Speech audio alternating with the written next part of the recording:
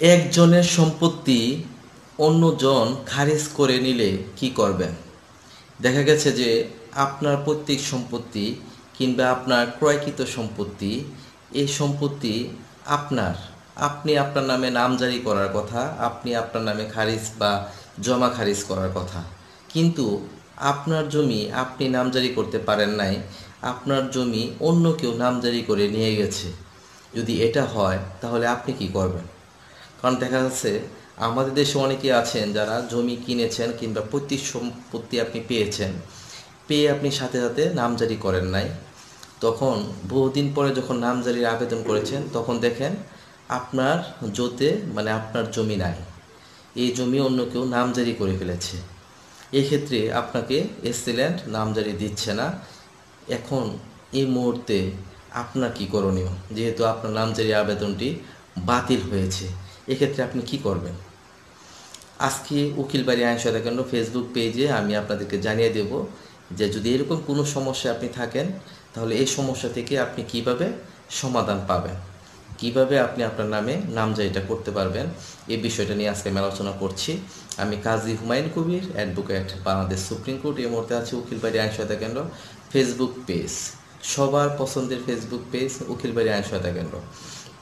তো এই পেজের মাধ্যমে আমি আজকে এই বিষয়টা সবাইকে জানিয়ে দিচ্ছি। মনে রাখবেন, আমরা যখন জমির সকল কাগজপত্র নিয়ে অনলাইনের মাধ্যমে নামজারির আবেদন করি, নামজারির আবেদন করার পর এটা ভূমি অফিসে অর্থাৎ তহসিল অফিসে যখন যায়, ওইখানে দেখা যাচ্ছে ভলিউম চেক করলে বোঝা যায় যে জোতে জমি আছে কিনা। ওইখানে যদি জোতে জমি না থাকে তাহলে তারা এই প্রতিবেদনটা এসিল্যান্ড অফিসে পাঠায়, ওইভাবে জমি নাই তখন এসিল্যান্ড অফিস এই নামজারি আবেদনটা বাতিল করে দেয়। তখন এই তহসিল অফিসে গিয়ে আপনি কিন্তু জানতে পারবেন যে আপনার জমি কেন নাই, কে নিয়ে গেছে, কার নামে গেছে না জমিটা। যার নামে গিয়েছে তার একটি খসড়া খতিয়ান উঠাবেন। খসড়া খতিয়ানটা তহসিল অফিস থেকে হাত হাত নকশা মানে হাত খসড়া খতিয়ান আপনি নিয়ে আসবেন। নিয়ে আসলে জানতে পারবেন যে কার নামে গিয়েছে জায়গাটা। যার নামে গিয়েছে তাকে বিবাদী করে আপনি এসিল্যান্ড অফিসে একটা মিসকেস করবেন।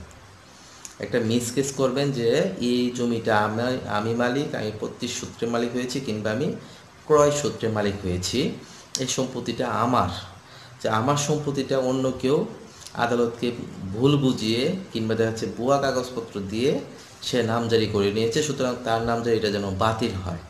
এভাবে যখন একটা মিসকেস আপনি করবেন, এই মিসকেস করার পরে ওই এসিল্যান্ড মহোদয় নোটিশ করবে উভয় পক্ষকে। নোটিশ করার পরে একদিন শুনানির জন্য দিন ধার্য রাখবে।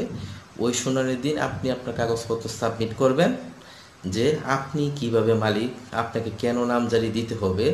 এভাবে আপনার পক্ষ থেকে কোনো একজন অ্যাডভোকেট নিয়োগ করবেন, কিংবা আপনি নিজে যদি ভালো পারেন তাহলে আপনি নিজে সাবমিশন রাখবেন যে এই হচ্ছে আমার কাগজপত্র, এই হচ্ছে আমি জমির মালিক, আর উনি হচ্ছে ভুয়া কাগজ দিয়েছেন, মিথ্যা তথ্য দিয়ে এই জমিটা নিজের নামে নামজারি করে নিয়েছেন।